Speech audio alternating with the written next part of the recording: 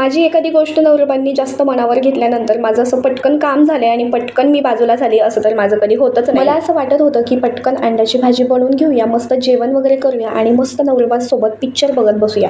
तर झालं असं की पिक्चर बघायचा तर बाजूलाच राहिला आणि भाजी तर एवढा उशीर लागला या भाजीला बनवायला की कंप्लीट मला 2 तास गेले या अंड्याची भाजी बनवायला. आता या भाजीचा मला शूट करायचा होता कारण तुमच्यापर्यंत ही भाजीची रेसिपी शेअर करायची होती, त्यामुळे लाईट नसताना मी ही रेसिपी बनवू सुद्धा शकत नव्हते. बनवायला घेतली आणि ऐन टायमाला लाईट गेलेली होती. नवरबांसोबत बऱ्याच दिवसानंतर पिक्चर बघायचा होता, पण या लाईटीने घोळ घातल्यामुळे माझी इच्छा अपूर्णच राहून गेली. मग विनाकारण 2 तास लाईटीची वाट बघत तशीच बसले होते. तर चला पिक्चर काय पुन्हा नंतर पण बघता येईल, पण तुमच्यासोबत ही रेसिपी पुन्हा शेअर करता येणार नाही. तर आता अंड्याची भाजी बनवण्यासाठी मी काय केले बघा, कांदा, टोमॅटो, खोबरं, लसूण याचं सगळं वाटण चांगलं भाजून घेतलं होतं आणि तेच वाटण चांगलं मिक्सरला थंड झाल्यानंतर काढून घेतले बघा. त्यानंतर तेच वाटण भरपूर तेलामध्ये चांगलं परतून घेतलं. परतून घेतल्यानंतर त्याच्यामध्ये घरचे मसाले घातले, हळद, धना पावडर टाकून घेतली आणि चवीपुरतं मीठ टाकलं आणि चांगले मसाले परत या वाटणामध्ये चांगले मिक्स करून घेतले. आता मसाले ना थोडेसे खाली करपणे म्हणून काय करायचं, साईडला गरम पाणी करायला ठेवायचं. म्हणजे मी अगोदरच ठेवलेलं होतं तेच थोडंसं गरम पाणी एका पळीमध्ये घेऊन ना या मसाल्यांमध्ये टाकून घेते. मसाल्याला परत एकदा पाणी टाकून चांगलं हलवून घेते आणि मस्त तरी काढून घेते झाकण ठेवून.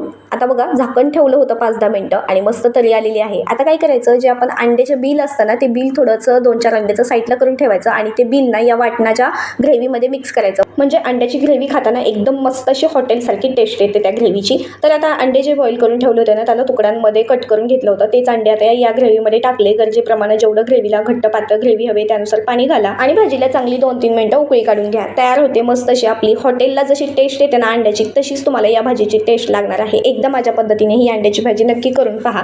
आता बघा आजच्या जेवणामध्ये मेन्यू काही जास्त नव्हता, फक्त अंड्याची भाजी, चपाती आणि मस्त असा गरमागरम भात केलेला होता आणि मस्त तोंडी लावायला कांदा आणि लिंबू घेतलेलं होतं. ही अंड्याची भाजी खरं सांगू खरंच हॉटेलसारखीच झाली होती. नक्की करून पहा आणि कमेंट करून नक्की सांगा कसा वाटला बेत, नक्की सांगा.